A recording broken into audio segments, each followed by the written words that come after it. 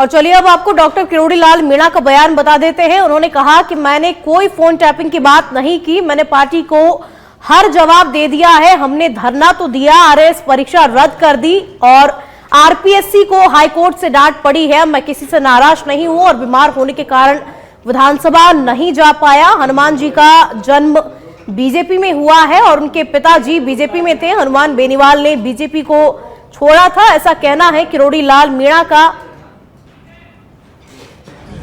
तो नोटिस में आपने सारा पढ़ लिया। रोशन जी महंगाई करो, मैंने प्रयास किया है मेरे नेतृत्व को संतुष्ट करने। क्या जवाब दिया वो मैं तब में बताऊंगा। कोई नाराजगी है दीदी आपको? मेरी नाराजगी होती तो मैं इतना हंसता क्या? तो वीडियो में आपने कहा कि भाई मेरे फोन टेप हो रहे हैं, मेरे ऊपर निगरानी रखी जा रही है। वो तो आपने बोला ना वीडियो द्वारा वायरल हो रही है। अब आप मेरी सारी चीज टेप करो, आप सब मेरे पर निगरानी रखो। और चलिए आपको सीधा पर्यटन विभाग लिए चलते हैं, जहां दिया कुमारी आईफा अवार्ड्स को लेकर के क्या कुछ कह रही हैं, आपको सुनाते हैं। बहुत सारे पॉइंट्स हम लोगों ने डिस्कस किए और बहुत जल्दी दोनों को ही लॉन्च करेंगे। जी, बहुत अच्छा है राजस्थान के लिए। फिल्म शूटिंग्स बढ़े, राजस्थानी लैंग्वेज की भी जो हमारी फिल्म्स हैं, राजस्थानी आर्टिस्ट जो मूवीज बना रहे हैं उनको भी और कैसे इंसेंटिवाइज किया जा सकता है। और फिल्म शूटिंग्स वो बहुत विस्तार से हम लोगों ने डिस्कस किया। टूरिज्म पॉलिसी में भी कैसे और इनकरेज किया जाए, ज्यादा से ज्यादा विजिटर्स राजस्थान विजिट करें। कुछ डिजिटलाइजेशन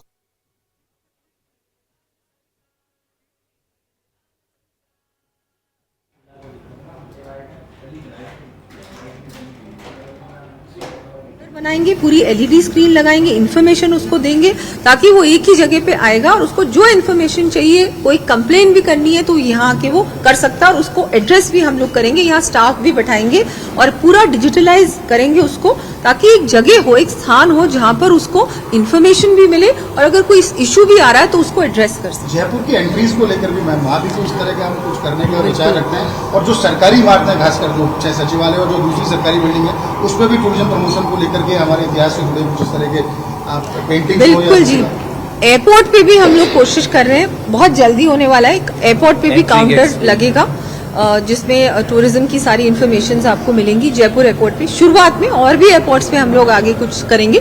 और जो एंट्री गेट्स हैं जयपुर के उसको भी हम सुंदर बनाएंगे।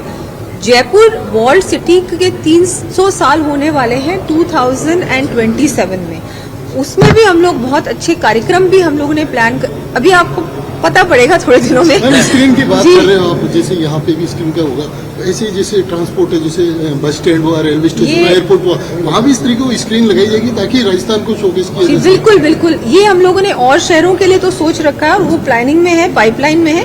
जयपुर के लिए भी रवि जी हम लोग कर सकते हैं कि जयपुर इटसेल्फ में भी इन्फॉर्मेशन मिले। और ना केवल जयपुर में, राजस्थान में और भी सिटीज हैं जहाँ वो जो मेन सिटीज हैं वहां पर भी इस तरह की इन्फॉर्मेशन टूरिस्ट को मिले। लेकिन अभी ये शुरुआत है, धीरे धीरे हम लोग बहुत सारे इनिशिएटिव्स करने वाले हैं। अब राजस्थान के जो जिले हैं उन जिलों में एक डेस्टिनेशन, एक जिला, वो बिल्कुल अभी आपने देखा एक वन डिस्ट्रिक्ट वन डेस्टिनेशन मुख्यमंत्री जी ने लॉन्च किया है।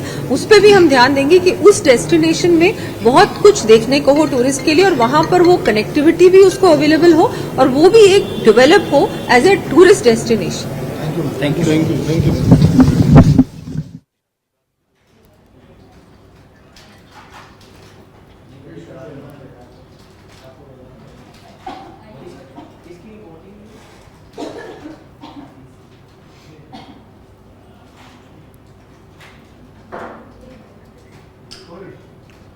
और चलिए अब आपको जयपुर से खबर आपको बता दें, पशुपालन मंत्री जोराराम कुमावत आरएलडीबी सभागार पहुंचे। राष्ट्रीय गोकुल मिशन अंतर्गत तरल नाइट्रोजन भंडारण के लिए साइलो का लोकार्पण उन्होंने किया और 13 जिलों में 3000 लीटर की साइलो का वर्चुअल लोकार्पण उन्होंने किया। जयपुर जिले के कार्यकर्ताओं को एआई किट का वितरण भी किया गया। तो पशुपालन मंत्री जोराराम कुमावत आरएलडीबी सभागार पहुंचे और राष्ट्रीय गोकुल मिशन अंतर्गत तरल नाइट्रोजन भंडारण के लिए साइलो का उन्होंने लोकार्पण किया। 13 जिलों में 3000 लीटर की साइलो का वर्चुअल लोकार्पण किया गया और जयपुर जिले के कार्यकर्ताओं को एआई किट का वितरण भी किया गया।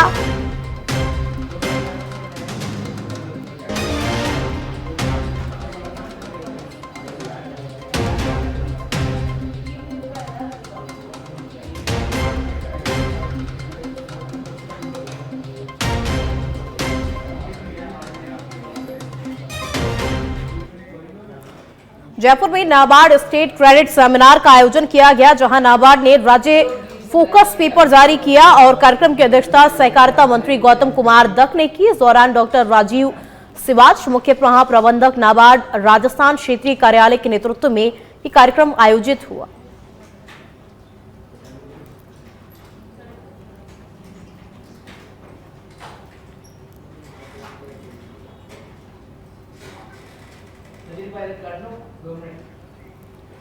तो नाबार्ड स्टेट क्रेडिट सेमिनार का आयोजन हुआ। नाबार्ड ने राज्य फोकस पेपर जारी किया। सहकारिता मंत्री गौतम कुमार दत्त इस दौरान मौजूद रहे। नाबार्ड स्टेट क्रेडिट सेमिनार का आयोजन किया गया। और चलिए अब आपको धौलपुर से खबर बता देते हैं। तेज रफ्तार ट्रैक्टर ने बाइक को टक्कर मार दी। बाइक सवार 3 लोगों की मौके पर ही मौत हो गई है और एक गंभीर बच्चे को अस्पताल में भर्ती करवाया गया है, जहां पर उसका इलाज जारी है और पुलिस ने तीनों शवों को अस्पताल की मोर्चरी में रखवाया है। जानकारी के अनुसार आपको बता दें, शादी समारोह में शामिल होने के लिए बाइक सवार जा रहे थे और मनिया थाना क्षेत्र के NH 44 पर सुआ के बाग की ये पूरी घटना है, जहां एक बाइक सवार को टक्कर मार दी गई और पुलिस ने तीनों शवों को अस्पताल की मोर्चरी में रखवाया है और एक घायल बच्चा जिसका अस्पताल में फिलहाल इलाज जारी है, उसका इलाज चल रहा है। 3 लोगों की मौके पर ही मौत भी हो गई इस घटना में।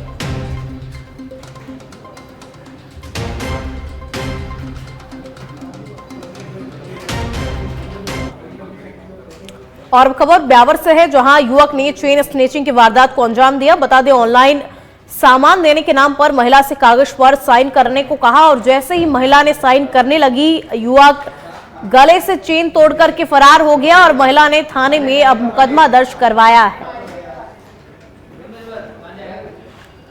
महिला के गले से चेन तोड़ करके चोर फरार हो गया है। 2:15 पर एक आदमी बोलता है कि मैं कोरियर TD जोशी के नाम से कोरियर आया आपका, तो आप ले लीजिए। उसके पहले उसने 2 बार रिंग बजाई है। रिंग बजाने के बाद में जैसे ही मेरी मिसेज बाहर आई तो उसको बोला कि आप साइन कर लीजिए, ये कोरियर ले लीजिए, TD जोशी के नाम से है। तो उसके बाद में सर वो जैसे ही गए तो बोले कि मैं साइन करिए इसको। और चलिए अब आपको सीधा जयपुर के सिविल लाइंस ले चलते हैं, जहां सचिन पायलट क्या कुछ कह रहे हैं आपको सुनाते हैं।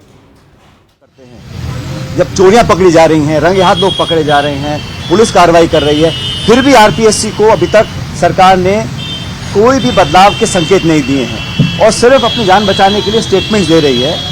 और कल का जो स्टेटमेंट हाईकोर्ट का आया है उसके बाद तो मैं समझता हूँ कोई कारण नहीं रहा कि सरकार इस पर कार्रवाई ना करे। सरकार को करना चाहिए और ये बताना चाहिए कि 14-12 महीने सरकार ने ऐसा क्यों नहीं किया। इस बात को न सिर्फ मैं, हमारी पार्टी, प्रदेश के लोग सैकड़ों बार उठा चुके हैं। दूसरा भी सरकार के एक मंत्री हैं जिन्होंने आरोप लगाया, एक पब्लिक प्लेटफॉर्म से आरोप लगाया कि उनका फोन टैप हो रहा है। किसी भी व्यक्ति की प्राइवेसी पर हनन करना कोई सरकार नहीं कर सकती, कोई भी नागरिक हो।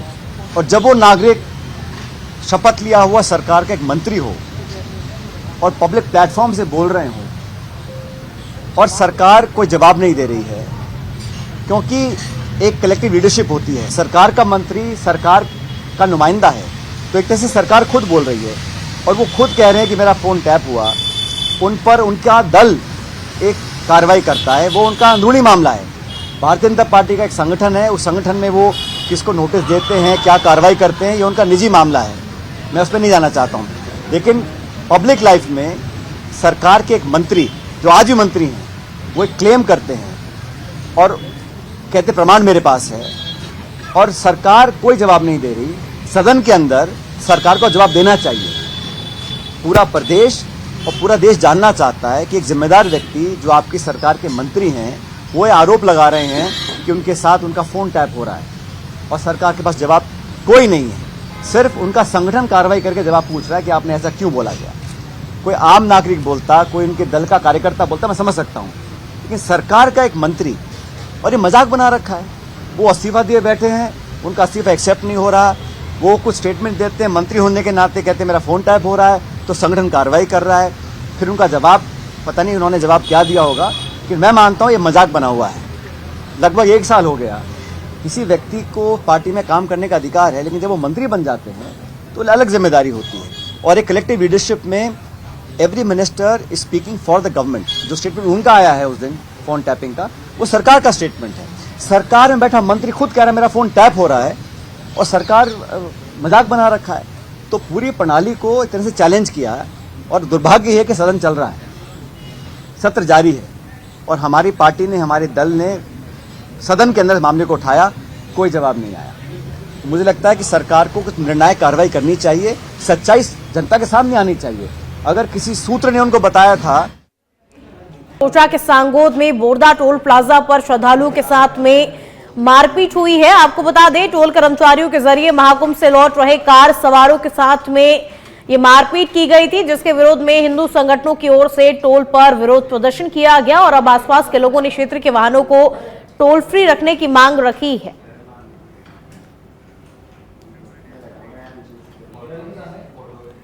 पर्यटन भवन में अहम बैठक का आयोजन हुआ। डिप्टी सीएम दिया कुमारी की अध्यक्षता में यह बैठक हुई है। फिल्म पॉलिसी को आईफा के दौरान लॉन्च किया जाएगा और राजस्थानी कल्चर, राजस्थानी डेकोरेशन को अब अहमियतता दी जाएगी और पर्यटन नीति को भी जल्द ही लागू किया जाएगा। आज पर्यटन भवन में पर्यटन नीति, फिल्म पॉलिसी को लेकर के प्रेजेंटेशन दिया गया और आईफा राजस्थान के लिए एक बहुत बड़ा इवेंट है, ऐसा दिया कुमारी ने कहा।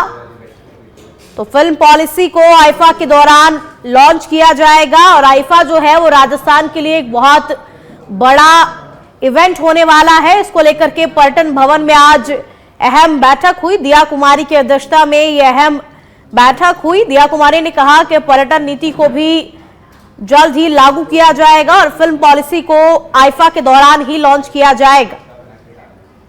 तो आज हम लोग एक प्रेजेंटेशन ले रहे हैं फिल्म पॉलिसी का भी और जो नई फिल्म पॉलिसी और टूरिज्म पॉलिसी की, और बहुत जल्दी इसको हम लोग आगे लेके आएंगे, रिलीज भी करेंगे। अभी फिल्म पॉलिसी तो प्रयास करेंगे कि आईफा के दौरान ही हम लोग इसको रिलीज करें और बहुत सारे चेंजेस, बहुत सारे बदलाव, बहुत नवाचार भी हम लोग करने का प्रयास कर रहे हैं टूरिज्म के क्षेत्र में भी, और फिल्म शूटिंग्स भी और हो राजस्थान में, उस पे भी हम लोग उनको भी इनकरेज करेंगे कि कुछ ऐसे वेन्यूज में फिल्म शूटिंग हो जो कि अननोन। यूडीएच मंत्री जाबर सिंह खर्रा खेडली दौरे पर रहे, जहां विधायक रमेश खींची, नगरपालिका अध्यक्ष संजय गीस गढ़िया के नेतृत्व में कार्यकर्ताओं ने खर्रा का स्वागत किया और मीडिया से बातचीत में मंत्री खर्रा ने कहा कि किरोड़ी लाल मीणा हमारे वरिष्ठ नेता हैं और बैठकर के नाराजगी को दूर करेंगे। यूडीएच मंत्री जाबर सिंह खर्रा कचूमर विधानसभा क्षेत्र में एक निजी कार्यक्रम में भाग लेने के लिए पहुंचे थे। आने वाले 19 फरवरी को राज्य सरकार का बजट प्रस्तुत होगा। निश्चित रूप से जुलाई 2024 में राजस्थान सरकार का पहला पूर्ण बजट पेश हुआ था, उससे भी बेहतर बजट आने वाला है और माननीय विधायक महोदय के प्रयास निश्चित रूप। प्रदेश भर में इन दिनों पुलिस की सजगता के चलते काले शीशे वाले चौपहिया वाहनों पर सघन कार्यवाही की जा रही है और इसके मद्देनजर रखते हुए आज सवाई माधोपुर जिला मुख्यालय यातायात प्रभारी मान सिंह ने भी ऐसे संदिग्ध वाहनों पर कार्रवाई की और कई चौपहिया वाहनों को संदिग्ध मानते हुए उन पर चढ़ी हुई ब्लैक फिल्म को उतार करके चालान करते हुए हटवाया गया और इसके अलावा भी कई और वाहनों पर कार्रवाई की जा चुकी है।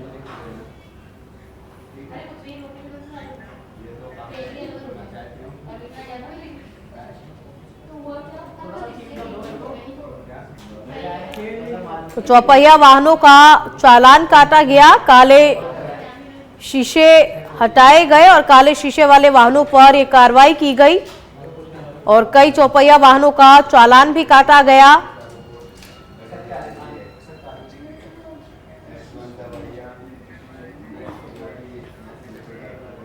और डूंगरपुर से बड़ी खबर आपको बता दें, वागदरी के जंगल में 2.5 महीने के मासूम बच्चे का शव मिला है और बच्चे का शव मिलने से क्षेत्र में सनसनी फैल गई। सूचना मिलने पर पुलिस ने जिला अस्पताल में शव को रखवाया है। तो वागदरी के जंगल में एक मासूम बच्चे का शव मिला और बच्चे का शव मिलने से क्षेत्र में सनसनी फैल गई। पुलिस ने जिला अस्पताल की मोर्चरी में बच्चे के शव को रखवाया है और सूचना मिलने पर जिला पुलिस ने बच्चे के शव को अस्पताल की मोर्चरी में रखवाया है। तो एक मासूम बच्चे का शव मिला है।